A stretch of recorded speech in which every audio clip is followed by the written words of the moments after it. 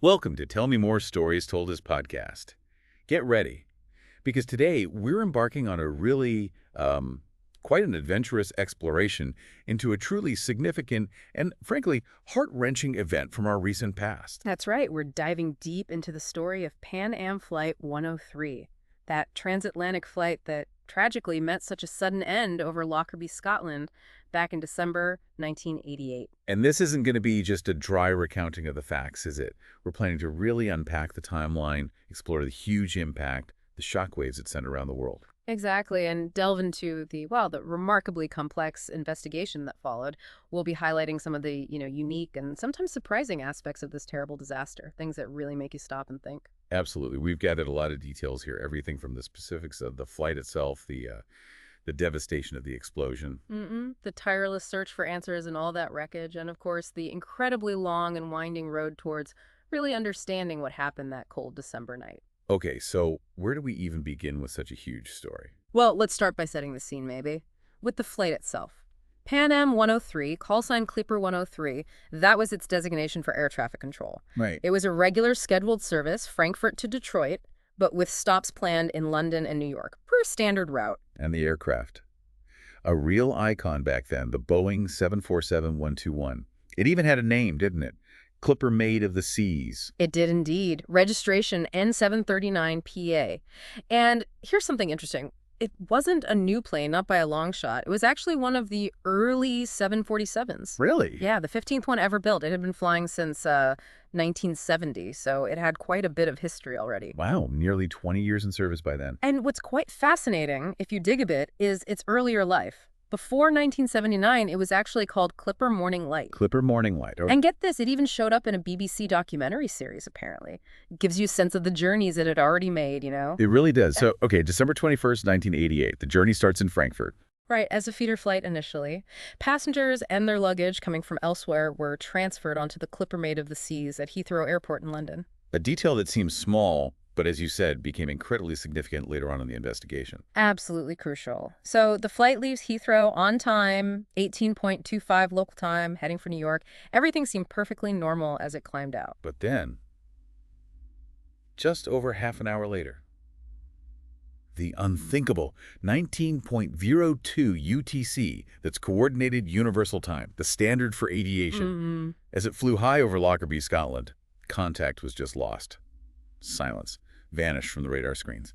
The timing here is chillingly precise. At 19.02 and 50 seconds, a huge, loud noise was recorded on the cockpit voice recorder. Wow. And at that exact moment, radar screens, instead of showing one single blip for the 747, suddenly showed multiple scattered echoes. Meaning it had broken up in midair. Instantly. It told air traffic control the aircraft had catastrophically disintegrated. Imagine seeing that unfold on your screen. It's just awful. 1 second, a routine flight, the next, pieces falling from the sky.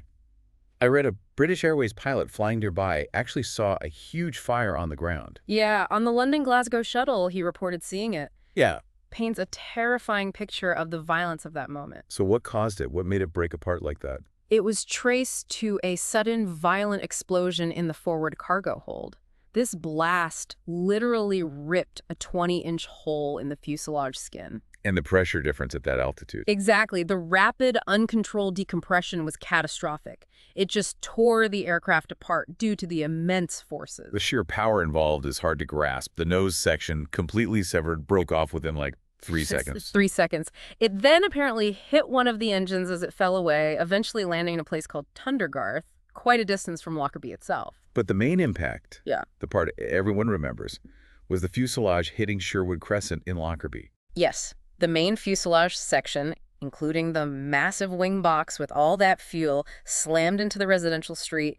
The kinetic energy alone created this huge crater. And the jet fuel. Ignited instantly. A massive inferno engulfed houses and, tragically, killed people in their own homes. 11 Lockerbie residents lost their lives on the ground. Just caught in this unimaginable event. I heard the British Geological Survey actually recorded it as a seismic event. They did. 1.6 magnitude. That tells you something about the force of that impact. Just incredible power. And the debris field. Yeah. Enormous, wasn't it? Unbelievably vast. Scattered over 2,000 square kilometers. Imagine trying to piece together what happened from that. It was like the world's most tragic, complex jigsaw puzzle spread across the Scottish countryside. And within that field, The remains of 243 passengers and 16 crew members.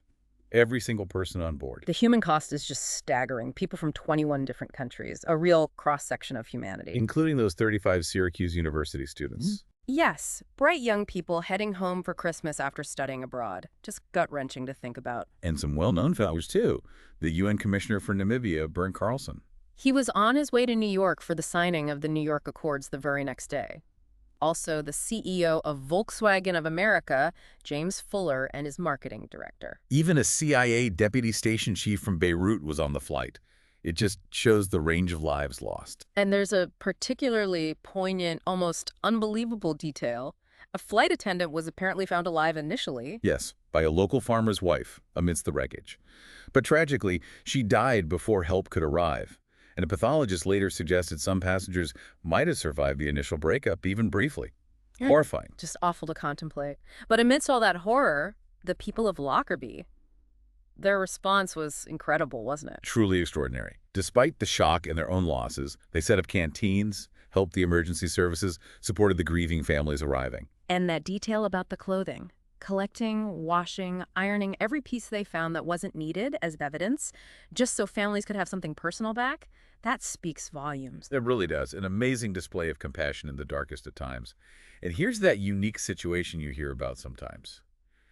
The local Catholic priest. Ah, yes, Father Patrick Keegan's. He lived on Sherwood Crescent, the street hit by the main fuselage. And his house was the only one on the street not destroyed. He and his mother survived, apparently shielded by a fridge freezer. An almost unbelievable story of survival amidst total devastation. Just wow.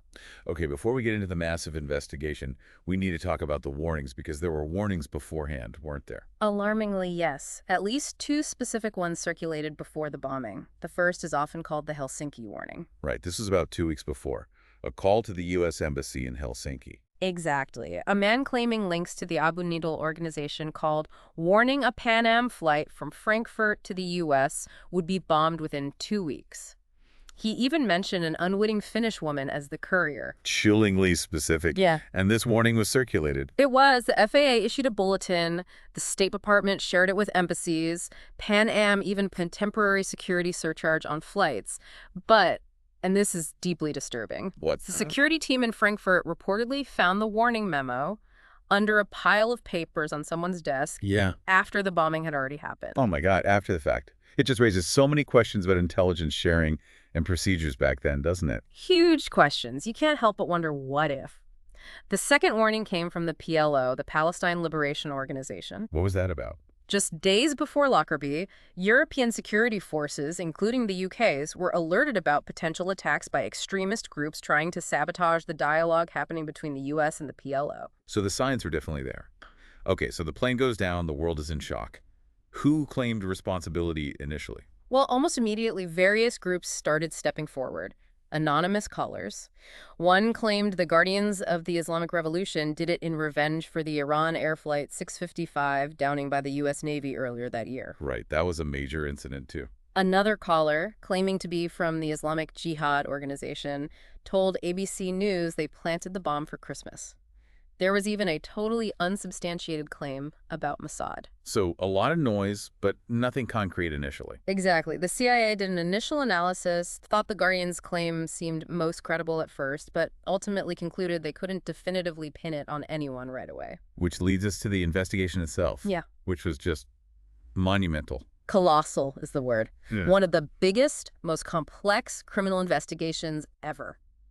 Millions of pieces of wreckage collected from that huge 2,000 square kilometer area, meticulously examined. Just imagine the manpower, the effort involved, searching for tiny clues. And incredibly, they found them. Crucial fragments.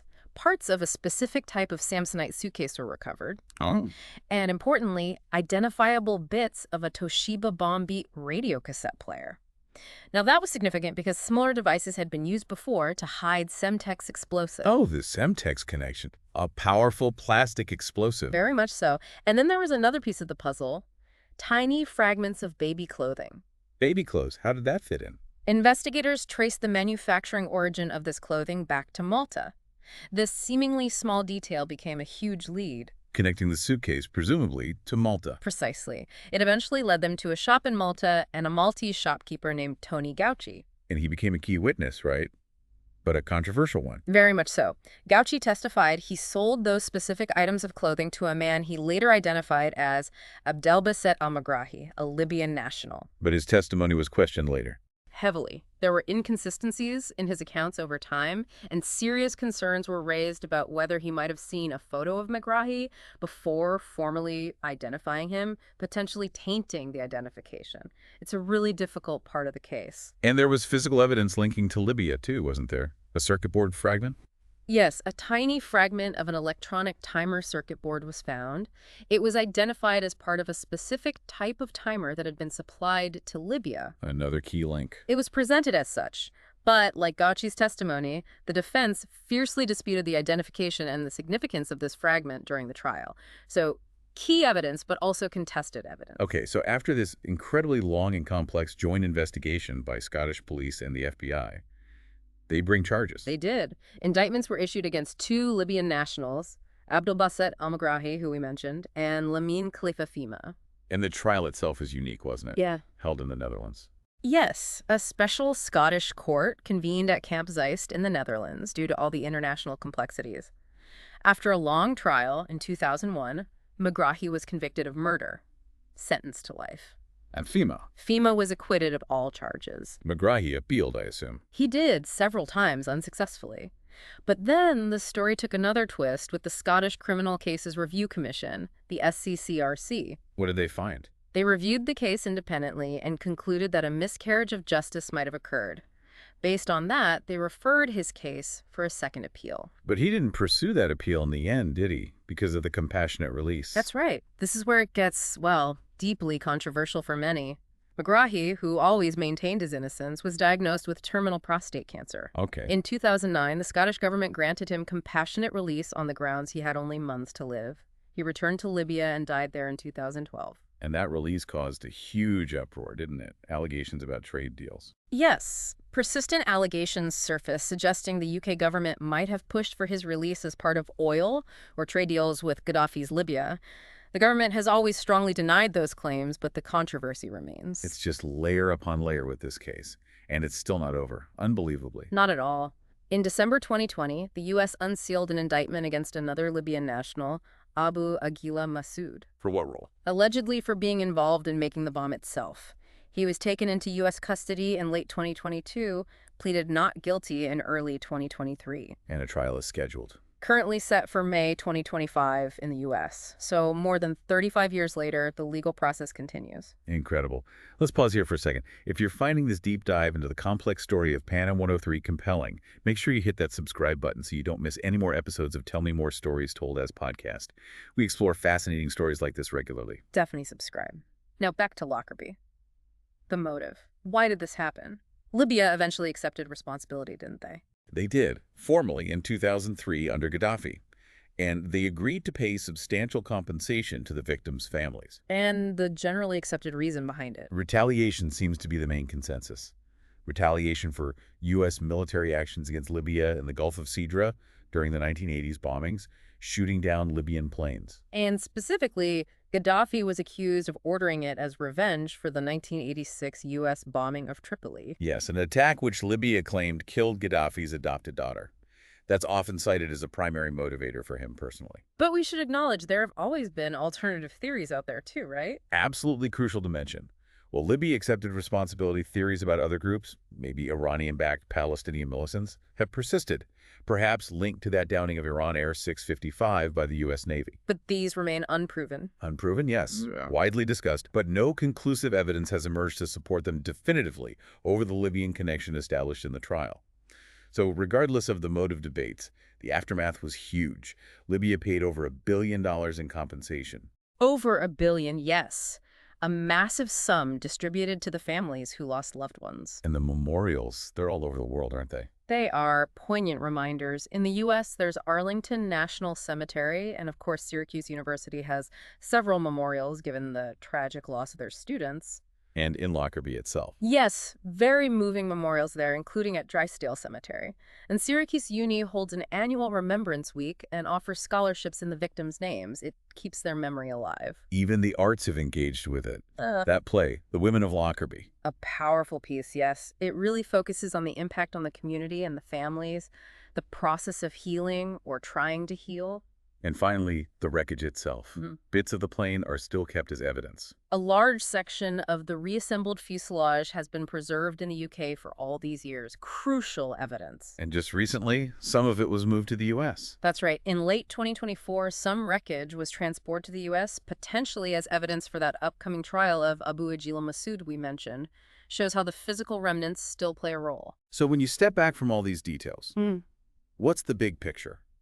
This story is so much more than just one event, isn't it? Oh, absolutely. It's this incredibly complex tapestry of international terrorism, geopolitical tensions, painstaking forensic work, decades-long legal battles. And profound human tragedy, and also resilience. The fact that legal proceedings are still happening now, over 3 decades later, just underscores the long shadow this casts. It really does.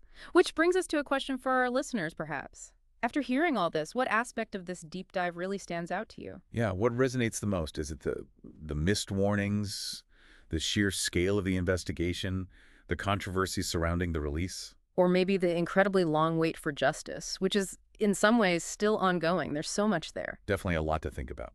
Thank you so much for joining us today on Tell Me More Stories Told as podcast for this exploration. We really do encourage you to look further into this, maybe check out the official reports or the online memorials. And as we said, if you found this compelling and want more deep dives into fascinating stories, please hit that subscribe button so you don't miss out. We've got plenty more lined up.